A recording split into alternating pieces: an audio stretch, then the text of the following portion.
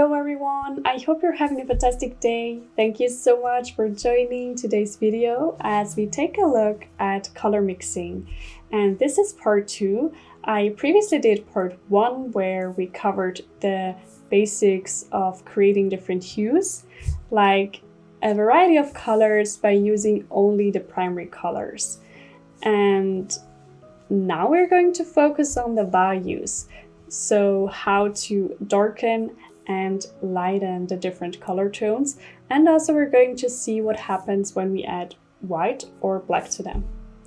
So let's get right into it. We start with lining the colors. I've got here the 3 primary colors: lemon yellow, permanent rose, and phthalo blue red shade. And here's some white. These are water mixable oil colors from Winsor and Newton. We take a bit of white and gradually mix with the colors, starting with yellow.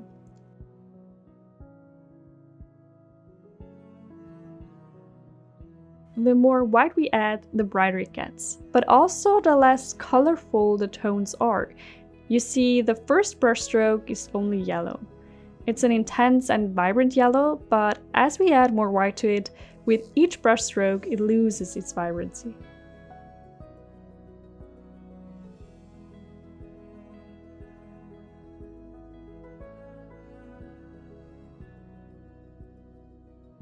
When we paint only permanent rose, there's a reddish touch to it. But the more we add white to the tone, the pinker it gets. And now we've created a new color.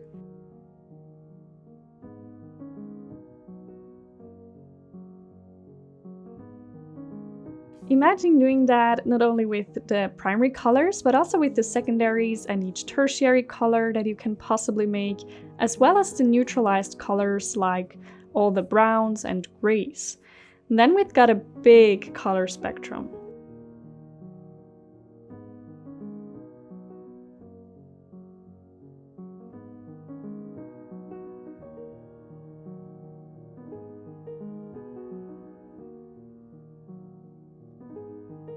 We do the same with phthalo blue. We gradually add white to each brushstroke and get a really nice light blue, like a sky blue, compared to the first brushstroke, which is very dark and low in value.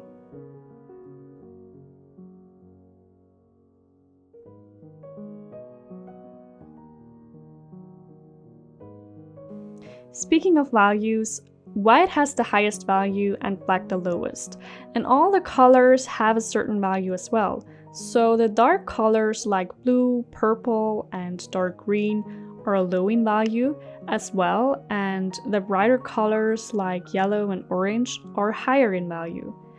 And whenever we want to darken or lighten a color, we change its value.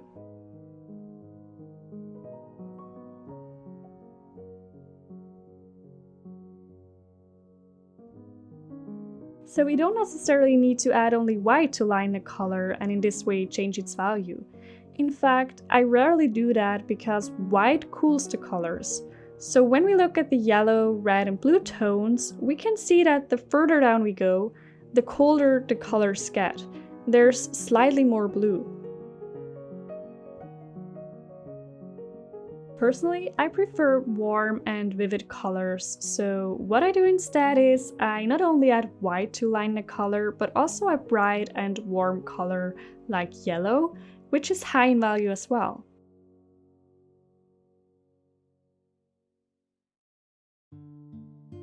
Let's take green as an example. Here I got phthalo green yellow shade, and we do the same as before, we add only white to it to increase its value. And you see it gets colder, it looks more like a bluish green.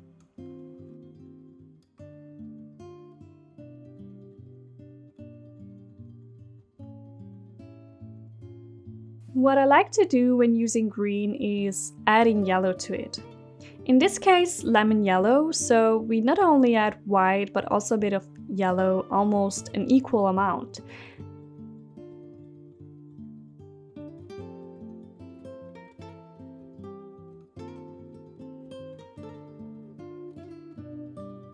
And you see, the more brushstrokes we paint, the warmer the green gets. In addition, I think the warm green tones look much more vibrant and stronger in color. It's such a difference compared to the green tones we previously mixed.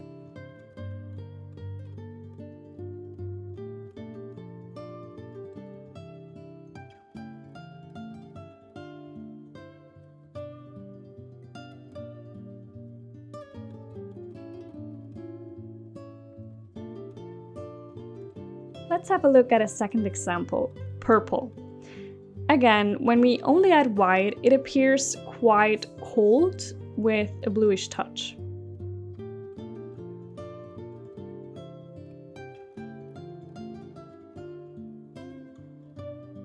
To make it more vibrant, we want to mix it with a warmer color. But in this case, we can't use yellow because yellow and purple are opposite colors in the color wheel, also called complementary colors, which means by mixing them, they get neutralized.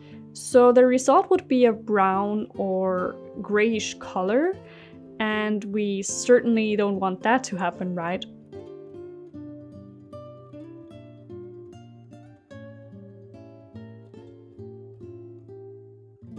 So how do we know what kind of color to use in order to warm up another color and make it appear more vibrant?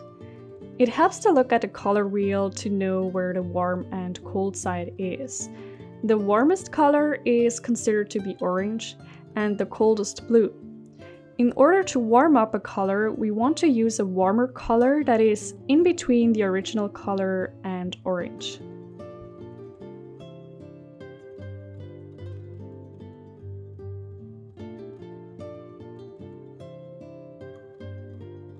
In this case, for purple, we use permanent rose because it is closer to orange than purple, and it's warmer. This means that we add white and permanent rose to purple to increase its value. And again, you see that these two rows look so different. The left tones are more like a bluish purple, and the right ones look like a reddish purple.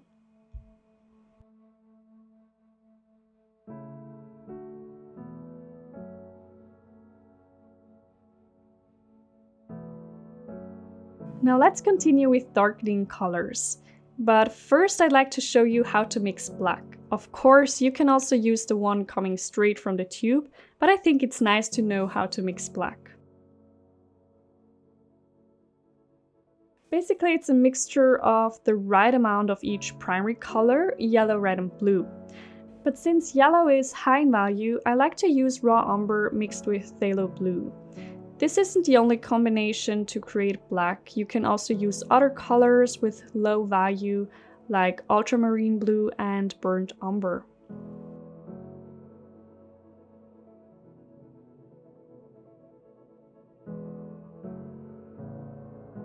In order to tell if we got a good black, we're going to add white to see if we get a nice gray tone. And again, we gradually add white and observe if the gray looks like a solid gray or more like a reddish or bluish one. I think that looks pretty good, so I continue adding white. Otherwise, I would adjust it with blue or raw umber.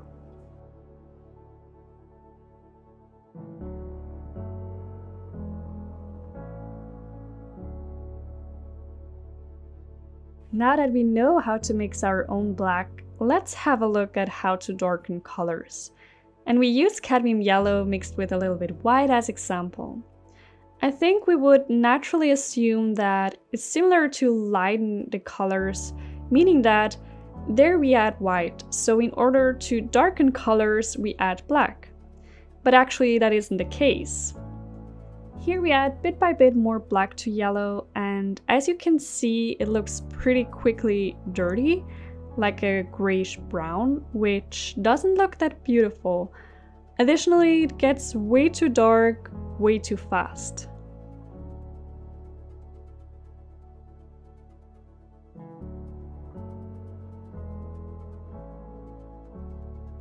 So how can we change that? Well, do you remember what I previously said about values? Black has the lowest value, but all the colors have a specific value as well. So instead of only using black to lower the value, we can also use colors. In this case, we add gradually cadmium yellow and afterwards also a bit permanent rose.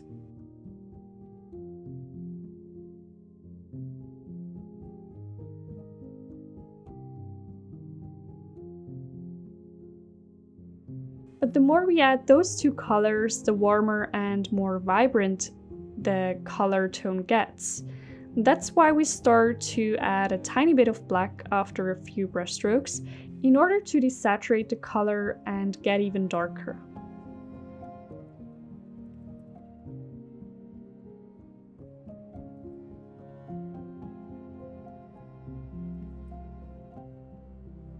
So we have to know what we're going to paint. If this is a darker color in a light area, the colors can be warmer and more luminous.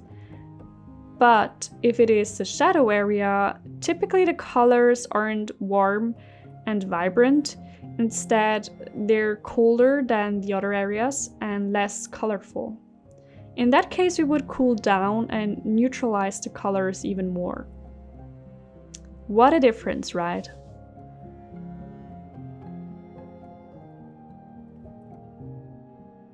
I'd like to try another color, pink. For starters, we add only black to darken it, and you see the black already absorbed a lot of color. By mixing more black to the tint, we certainly get darker, but we almost lose all of our pinkish color, so that only a gray tone remains, which doesn't look beautiful either.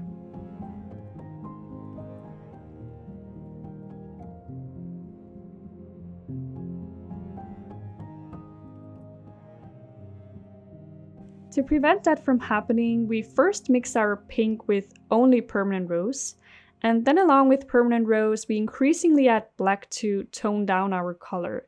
If you want to slightly cool down the color, you could also add a bit blue.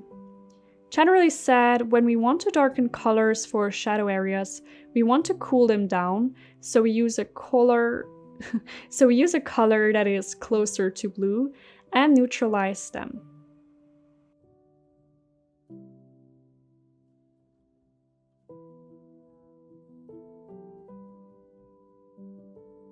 And we not only neutralize colors by using black, but rather by adding the opposite color in the color wheel.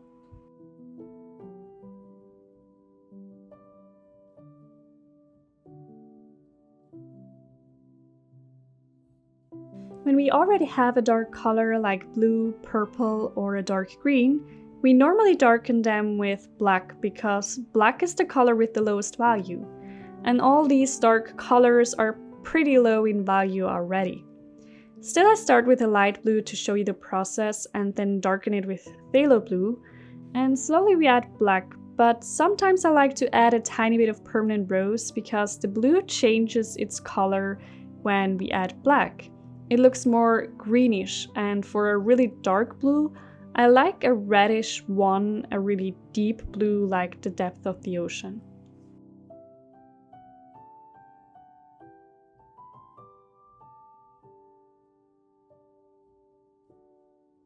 I would like to add by showing you a few other tints. Most of the time I add a tiny bit of black when I want to desaturate a color, and as I said, it's not the only way. You can also use the complementary color, but I think using black is an easy way.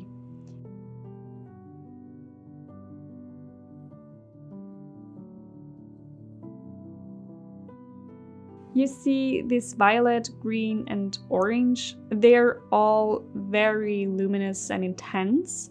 So if we want to decrease that, we can add a tiny bit of black, but only a little bit, otherwise we get pretty quickly a grayish touch.